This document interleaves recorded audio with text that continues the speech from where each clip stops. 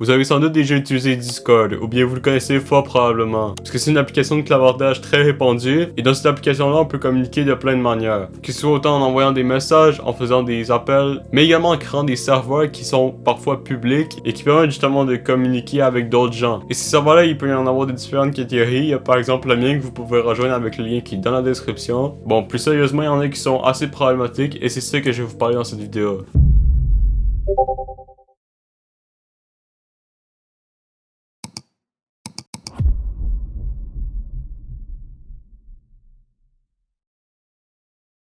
Mais en quoi ces serveurs-là peuvent être mauvais? Parce que oui, on a peut-être qui peuvent enfreindre les règles de la plateforme, mais surtout tomber dans l'illégalité. Que ce soit avec des choses qui créent des problèmes comme du dox, du leak d'informations privées des gens sur des serveurs, de l'arnaque, et dites-vous que le fait que justement sur ces serveurs-là, il peut y avoir énormément de monde, c'est ce qui rend la chose assez problématique. Il y a aussi des serveurs plus 18 qui contiennent des choses NSFW, c'est-à-dire des choses qui sont en gros pour les adultes, sur lesquelles les plus jeunes peuvent parfois tomber, et encore une fois, c'est exposé à quasi tout le monde. Parce que oui, jusqu'à récemment sur Discord, il n'y avait pas vraiment de vérification pour vérifier l'âge, et c'était facile de tomber dans ce genre de serveur. Mais bon, mis à part le fait qu'il y ait des choses inappropriées sur ce genre de serveur-là, il peut également y avoir des personnes mal intentionnées. Autant il peut y avoir des prédateurs, mais il peut également y avoir des gens qui vont faire ce qu'on appelle du grooming. C'est-à-dire faire un peu de chantage, essayer de créer des liens un peu avec des gens pour justement obtenir des choses souvent sexuelles en retour. Et pour revenir à la vérification de l'âge, ben justement elle a été ajoutée récemment. Puisque maintenant ben, sur Discord, en gros, il y a une vérification qui te permet justement de vérifier que tu es bel et bien adulte ou pas. Simplement en ayant par exemple une pièce d'identité ou en te prenant en photo également. Enfin bref, des moyens de vérifier que tu es bel et bien adulte et que justement peut-être qu'après tu vas pouvoir accéder à des serveurs qui nécessitent cet âge-là.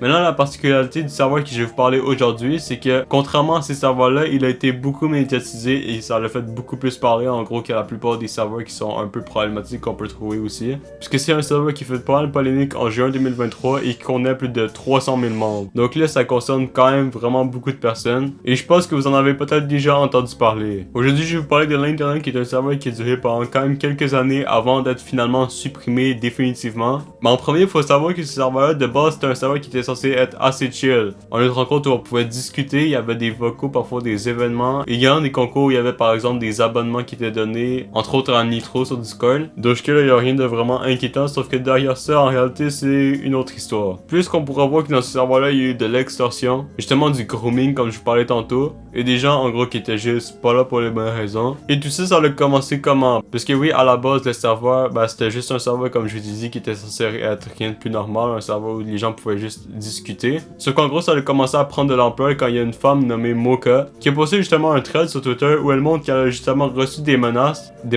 mort ou de V venant directement de ce serveur Discord. Je vais vous montrer certaines images, mais je pense qu'elles ont été supprimées. Mais bref, l'important c'est qu'on sait que ça a commencé comme ça et que par la suite il va y avoir justement d'autres preuves, d'autres messages des gens qui ont un peu vécu soi-disant la même chose. Et un des plus grands acteurs, si on veut, de ce serveur-là, en fait, c'est It's My Love PvP, qui est en gros ben, un modérateur assez présent sur le serveur et qui aurait en gros tenté de trouver l'adresse d'une fille de 14 ans pour la forcer et la V. Voilà. Vous comprenez qu'est-ce que je veux dire? Voilà, vous avez des extraits de conversation directement. Ça ne m'intéresse pas les... Bon, enfin... Tu vois, le genre de choses que tu fais avec d'autres filles. Mais je te baise, je te viole. Ok, d'accord. Non mais je te viole, vraiment. Tu peux donner ton adresse là où t'habites, s'il te plaît? Allez là! Non. Donne ton adresse. Tu sais, je ne céderai pas, hein. Si, je t'assure que je vais la trouver, ta petite adresse. Et pourquoi faire? Morte. Pourquoi faire? C'est que la petite ma mère, je vais rentrer avec une arme, je vais te forcer. Ah, carrément, tu vas me forcer. Ah, je Oui. vois... D'accord, It's My Love, d'accord. Ok. Tu verras, je te le promets qu'un jour ça arrivera.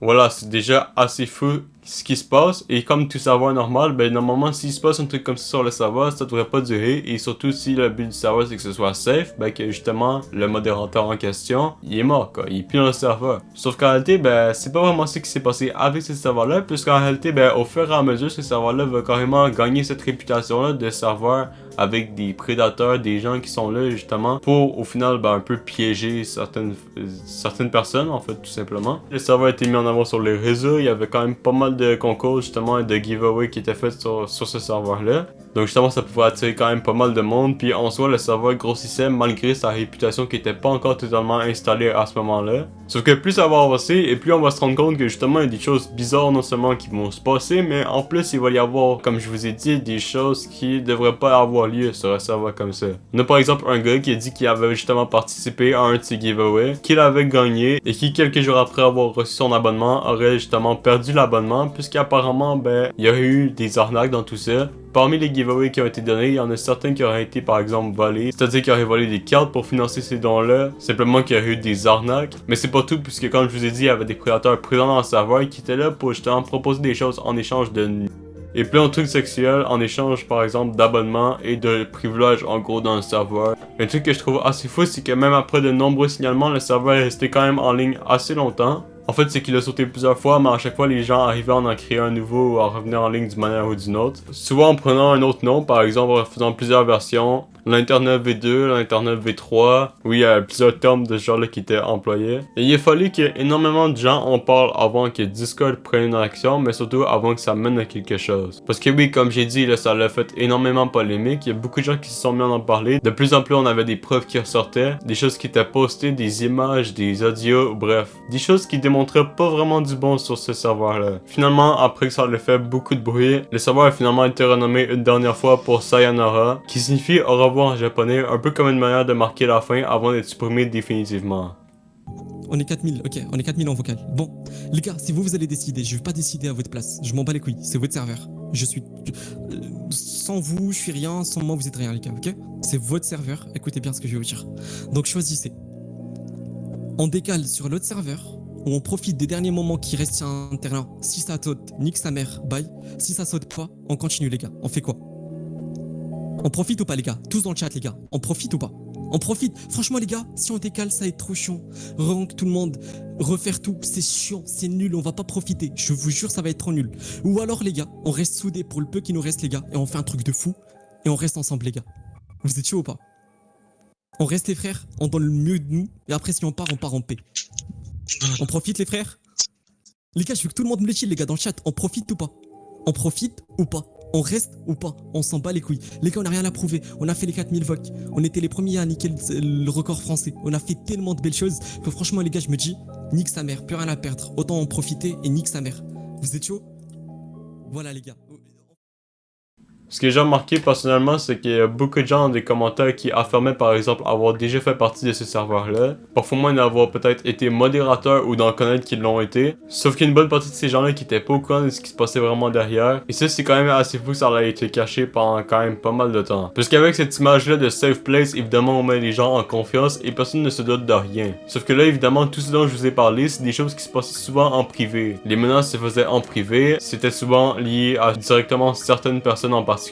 Donc évidemment que c'était pas directement mis de l'avant, que c'était pas nécessairement public et que le serveur avait pas de base cette réputation là d'être mauvais puisque ben pas tout le monde était au courant et c'était pas directement répandu dans le serveur. Ça peut en partie expliquer le fait qu'il y avait toujours énormément de monde dans ce serveur là et des gens qui le rejoignaient. Et comme je l'ai dit, ça s'est passé en 2023 et donc presque 3 ans plus tard, le serveur n'existe toujours plus. Alors bon, je fais juste une petite pause parce que j'ai oublié de préciser, mais en fait je m'en suis un peu rendu compte après aussi. En gros, c'est tout simplement qu'évidemment en réalité il existe toujours des copies en gros du serveur de l'internet. Il y en a par exemple un nommé Zyren avec plus de 88 membres qui reprend un peu justement le même thème. On peut voir qu'il y a même des avis dont une personne qui parle du fait que le serveur a été recréé depuis sa suppression et que le staff est pas très nombreux mais que le serveur reste tout de même correct. Sinon c'est quelqu'un qui parle du fait que le créateur est vraiment BG. Alors là, un honneur BG, que demander de plus, ça et le beau gentil. Mais sinon j'en ai aussi trouvé un deuxième, cette fois-ci nommé Nakaski avec plus de 232 membres et cette fois-ci il reprend carrément le nom de l'internet. Maintenant, je pourrais pas dire s'il y a des créateurs de l'internet qui sont impliqués dans ce genre de serveur-là. En vrai, c'est possible, mais je pense que ce sont surtout des serveurs fans que des gens ont voulu créer pour justement avoir un peu cet espace communautaire. Enfin bref, je vous ramène directement avec la fin de la vidéo. Il faut faire quand même assez attention à ce genre de trucs-là, puisque malgré l'apparence d'un endroit qui peut avoir safe et bien à être, ben parfois c'est pas toujours le cas. Et évidemment, on n'est pas vraiment toujours au courant de ce qui se passe en réalité dans les coulisses. Donc ça, c'est une des choses pour lesquelles il faut faire très attention. Voilà, franchement,